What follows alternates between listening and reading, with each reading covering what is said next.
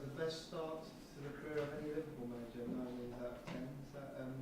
It must be very satisfying for you.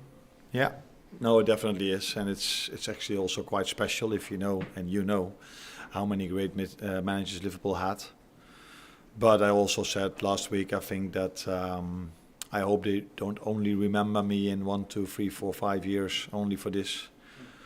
We are hoping to do more special things than this, and it also says the luck I had that I inherited a very good squad and a very good staff to continue getting the results that Jurgen had here as well.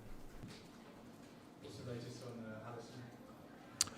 Yeah, the latest is that we don't know, but what we do know is if a player walks off like he does, that normally means that he's not in the Brazil squad, and I don't expect him to be in the team in the first game we play afterwards. But yeah, we have to wait and see. But it's going to take a few weeks, I assume, for him to be back.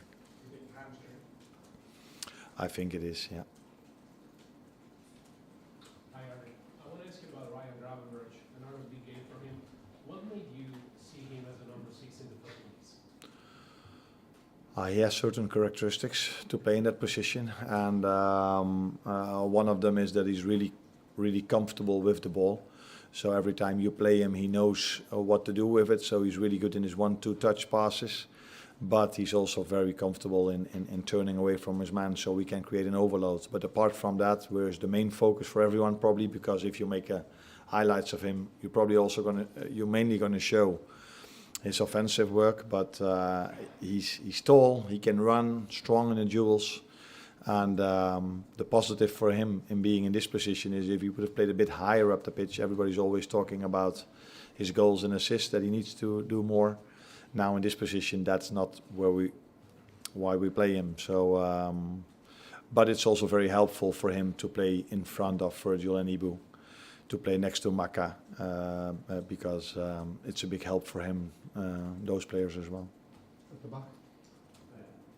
Just your thoughts on Jackson's performances compared to debut, and also how do you see him count at the minute? Is it a clear number 2 and number 3 for you, or is there a chance for us to compete across the international league?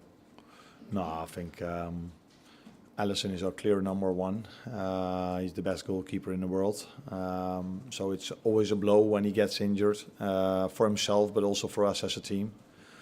But the positive thing for the team is, and that's not only in the goalkeeper position, but almost in every position, that we have a second option that's also really good. And Queef has already shown that, so that's quite clear then that he's the number 2. Otherwise, the last time Alisson was injured, I would have played Fiets, but I played Queef. So Queef is the number 2, did really well. And it's very pleasing to see that our third goalkeeper, because Queef was sick yesterday, and today, of course, that even our third goalkeeper can have an impact on our results. You've only conceded 2 goals. Everyone associates the devastating attack of Liverpool, but what's been the secret there? Because last season there was quite a few times where Liverpool conceded the first goal and got involved in kind of a basketball match, but that hasn't seemed to happen. No, but there's a lot going into this. There's a lot of answers for me a lot to tell you, to give you a good answer. But one of the things is, I think you saw today how much we controlled the first 60 minutes. Then we had 15 to 20 minutes, a difficult spell. And then in the last 10 minutes, we took control again. We took control by having a very good build-up. And that helps to also tire, I don't know if it's the way you say it, but tire the opponents for the other team, because they have to defend a lot, they have to run a lot to make it difficult for us. And then the work rate our attackers, midfielders put in is, I think, also extraordinary. And that combination with a few other things, because it's also the quality of the centre-backs and the goalkeeper, leads to so many clean sheets. Just one there and then one here and then the other way. Can I just check on Alexis McAllister, please? You took him off at half time. Is that an injury? Is that considered? Yeah, he went off because of an injury, but how bad it is, that's difficult for me to judge at this moment. He could continue playing, like you saw, because it didn't happen 1 second before half time. But he felt it a bit too much, and he said, I don't think it's good to keep on playing, because you never know if I make it worse. Now, what is the exact situation? Can he go to Argentina? Can he play over there? That's difficult for me to tell you now.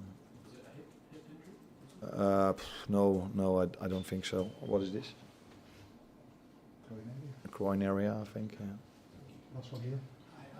What only played 7 minutes, but he somehow installed energy to the midfield. So, what do you think of his performance? No, I think that is one of the most positive things I see in this team. That even if a player comes in 5 to 7 minutes, such a big player, captain of his country, coming in 5 minutes before the end, I sometimes at certain clubs or certain other teams, I see then a player coming in a bit like, do you only use me for 5 or 7 minutes?